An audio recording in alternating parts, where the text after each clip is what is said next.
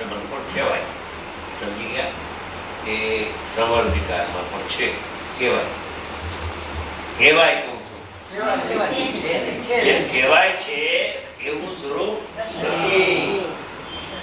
અને કહેવાય એવું જો સ્વરૂપ તમે માનો તો ભૂલ થઈ જાય. તો આ પણ ભાઈ વ્યવહારનું જ કથન થયું ને, જેમ પહેલી આપણે વાત કરી. હા, વ્યવહાર આધાર આધે કેવો વ્યવહાર. એ કહેવાય બધું વ્યવહારમાં નાખી દીધું. કથવણી કથવણી કહેવાય મનાય કહેવાય પણ મનાય નહીં. મનાય તો નિશ્ચય કહેવાય એટલે આવી ગયો મને. કહેવાય કથન માત્ર, વ્યવહાર એટલે કહેવાય. બસ કહેવાય. કહેવાયમાં કોણ? નાયકના પ્રશ્નનો જવાબ વખતે આપણે કીધું કે પ્રદેશો કિંચિત કળ આત્મા એમાં છે. આત્મા એ કઈ અપેક્ષા છે? નિર્મળ પર્યાય છે ને, નિર્મળ પર્યાય એના પ્રદેશો કથનચિત અભેદ છે, કથનચિત ભેદ છે. દ્રષ્ટિ અપેક્ષા એ ભિન્ન છે અને જ્ઞાન અપેક્ષા એ અભેદ છે, એવો ખ્યાલ વાત છે. પણ રાગ તો ભિન્ન જ છે. રાગને અભિન્નમાં ન લે, જાત જુદી છે. એક ચેતન ને જડ. અને નિર્મળ પર્યાય કેવું થાય છે, એ તો ચેતનના જ પરિણામ છે. ચૈતન્ય અને વિદાય પરિણામ છે. આત્માને આશ્રય છે.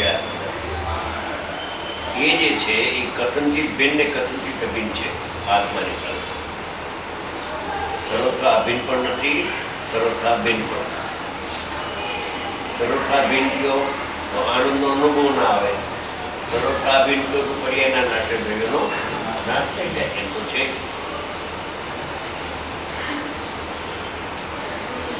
દ્રવ્ય છે એનો નિર્ણય વિકારી પર્યાયમાં થાય છે. એ કેવી રીતે? વિકારી પર્યાયમાં નિર્ણય ન થાય, પણ જ્ઞાનની પર્યાયમાં નિર્ણય થાય. શું કહ્યું? વિકાર પણ છે અને જ્ઞાન પણ પ્રગટ થાય છે. બે ભાવ અજ્ઞાની પ્રગટ થાય, પણ નિર્ણય શેમાં થાય? જ્ઞાનમાં થાય. રાગ તો વિકાર તો આંધળો છે, એમાં નિર્ણય ન થાય.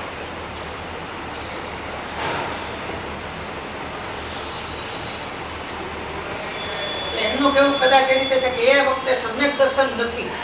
નથી. આ એ બરાબર. વખતે સમ્યક દર્શન નથી એટલે જે અવસ્થા થઈ છે એ અવસ્થા તો નિર્વિકારી નથી એમ. પણ અવસ્થા કઈ થઈ છે? રાગ કે ઉપયોગ? ઉપયોગ એ જ વાત છે. ઉપયોગમાં નિર્ણય થાય, રાગમાં નહીં.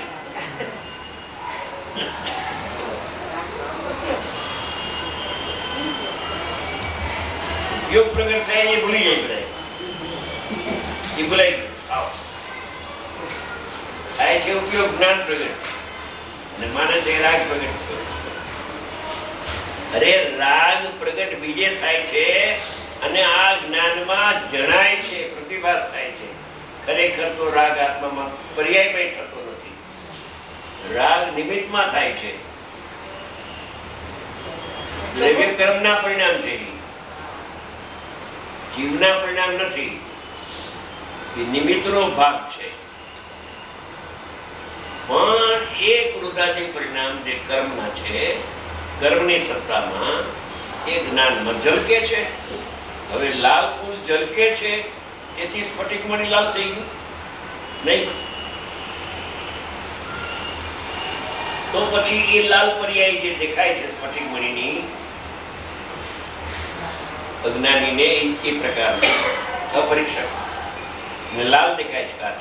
સમજી ગયા? તો ખરેખર એ જે કાચ છે એ લાલ છે કે ફૂલ છે એ લાલ છે? એમ રાગ ઉત્પન્ન થાય છે એ જીવના પરિણામ છે કે પૂતગલના પરિણામ છે? તો પૂતગલના પરિણામ છે તો જીવના પરિણામ શું થયા? જ્ઞાન. તો જ્ઞાનથી રાગ ભિન્ન છે કે અભિન્ન? તો ભિન્ન છે તો જ્ઞાન કેનાથી અભિન્ન છે? આત્માથી અભિન્ન. એમ છે. એમ કરતા કરતા આમ કરીને આમ અંદર લઈ જાઓ.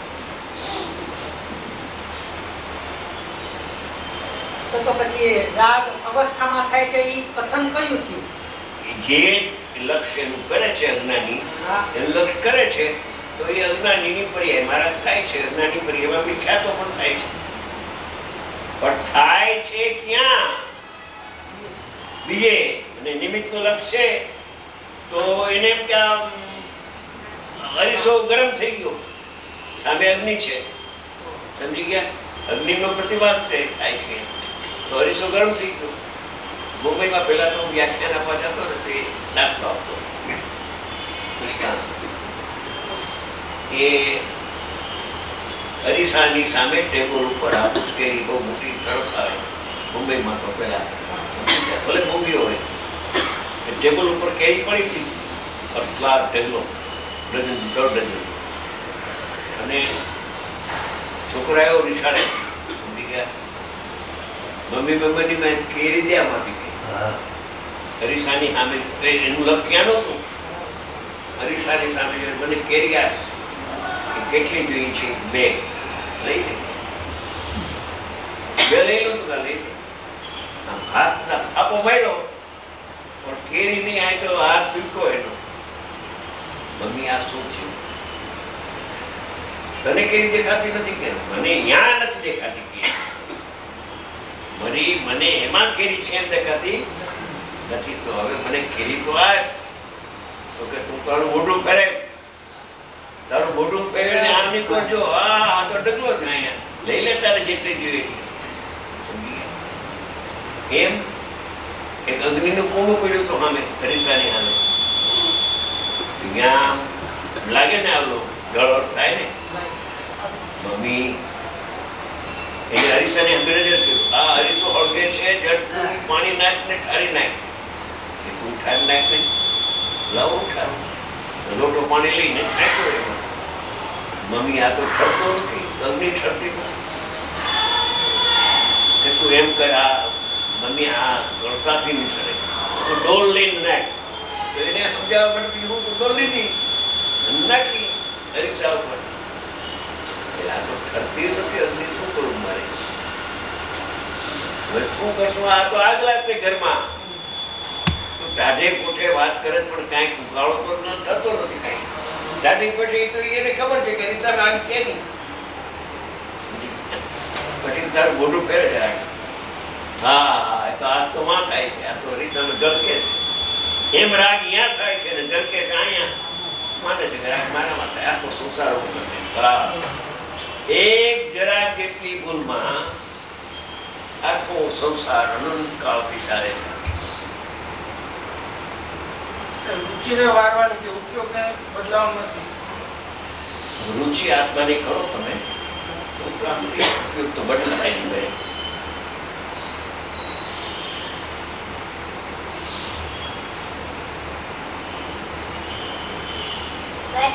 આપણે હમણાં કહ્યું કે પર્યાય પોતાના સત્કારથી ઉત્પન્ન થાય છે, તો પછી આપણે એમ કેમ કહીએ છીએ કે ઝેરનું લક્ષ કરતા નિર્મળ પર્યાય ઉત્પન્ન થાય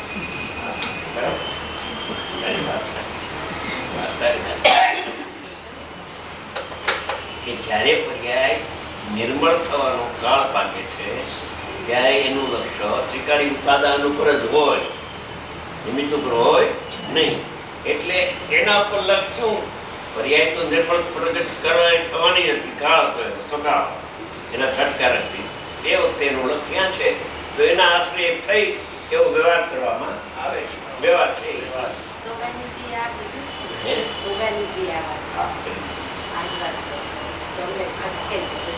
સ્વતંત્રપણે એ પર્યાય લક્ષ કરે છે, સ્વતંત્ર નથી પર્યાય. એનું લક્ષ્ય છે દ્રવ્ય ઉપર. તો દ્રવ્યને આશ્રય નિર્મળ પર્યાય થઈ એમ કહેવાય. વ્યવહાર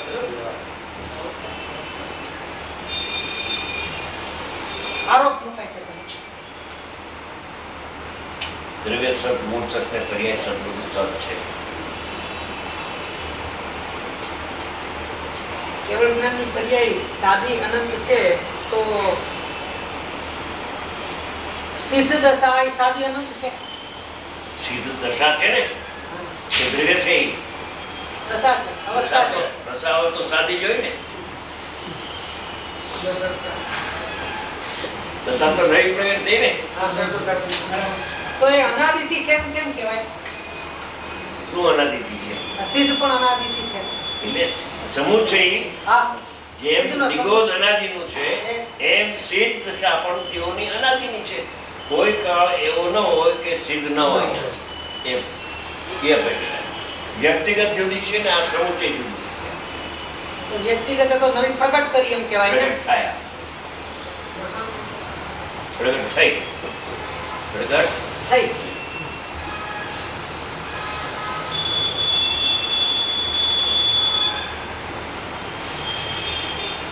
વેદન ને સ્વસંવેદન માં શું છે?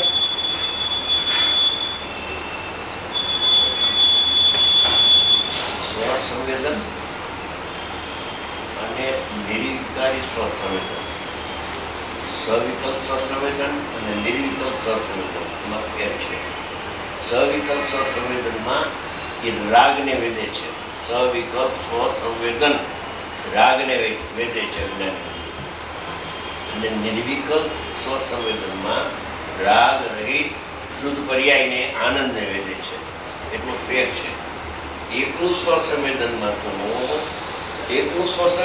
તો આત્મા આત્માને જ જાણે છે. બસ સ્વસંવેદન એ જ્ઞાનનો સ્વભાવ છે. બાળગોપાલ સૌને સ્વસંવેદન છે, આત્મા જણાય છે. સવિકલ્પ ને નિર્વિકલ્પ બે બે થઈ જાય.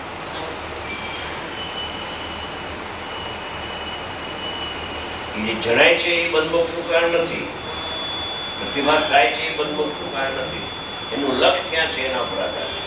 તો લક્ષ્ય ન્યાય તો કરો, અભિપ્રાય ભાવ પ્રગટ થાય, સમ્યક દર્શન થાય. નિર્વિકલ્પ સ્વસંવેદન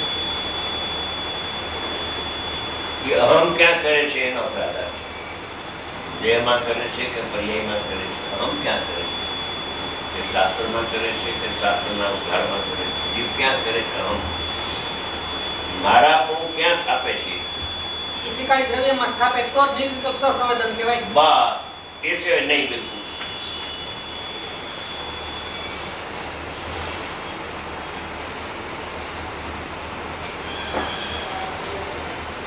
આખી દ્રષ્ટિ ફેરવવી પડે. ઉપયોગ અને પરિણતિમાં અંતર છે. ઉપયોગ અને પરિણતિમાં ફેર છે. પહેલા સદુપયોગ થાય છે, પછી ઉપયોગ કાયમ માટે સદુપયોગ રહેતો નથી. પછી સવિકલ્પમાં આવતા અશુદ્ધ ઉપયોગ થાય છે ઇન્દ્રિય જ્ઞાન, ત્યારે પરિણતિ ચાલુ રહે છે. સમ્યક દર્શન ચાલુ રહે છે, પરિણતિ ચાલુ રહે છે. પણ એને ઉપયોગની હારે અવિનાભાવ સંબંધ નથી. સમ્યક દર્શન વિષમ વ્યાપ્તિ છે, સમવ્યાપ્તિ નથી. એ ક્યાં સુધી સદુપયોગ હોય ત્યાં સુધી સમ્યક દર્શન એવું નથી. ઉપયોગ છૂટી જાય અને પરિણતિ રહી જાય તો પણ સમ્યક દર્શન તો ચાલુ રહે છે.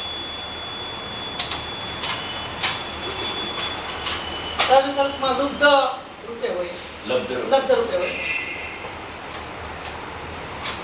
ચક્રવર્તી જાય છે છપ્પન સાલમાં, શાહીક સમ્યક દર્શન શાંતિનાથ ભગવાન લ્યો, એ પરિણતિ એની ચાલુ હતી.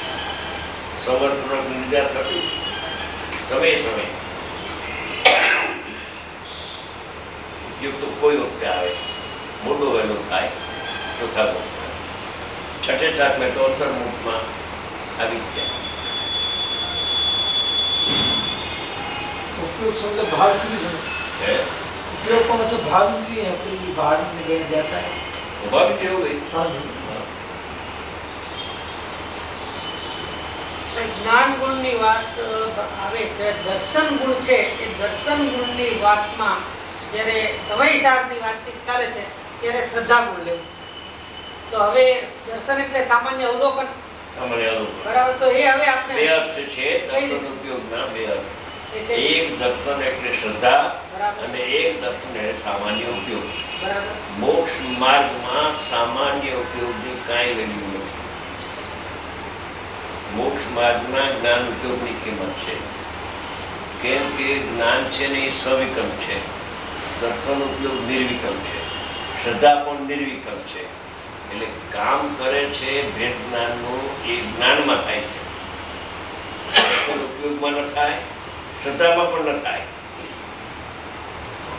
જ્ઞાન પોતે સ્વભાવથી સવિકલ્પ છે. સવિકલ્પ એટલે રાગ નહીં, પણ સ્વ અને પરના વિભાગપૂર્વક જાણવાની શક્તિ એ જ્ઞાનમાં છે. એટલે ભેદ જ્ઞાન શબ્દ વાંચવું. વેદ દર્શનથી શબ્દ આવે, વેદ જ્ઞાન એકત્વ કરે છે જ્ઞાન ને વિભક્ત કરે છે જ્ઞાન.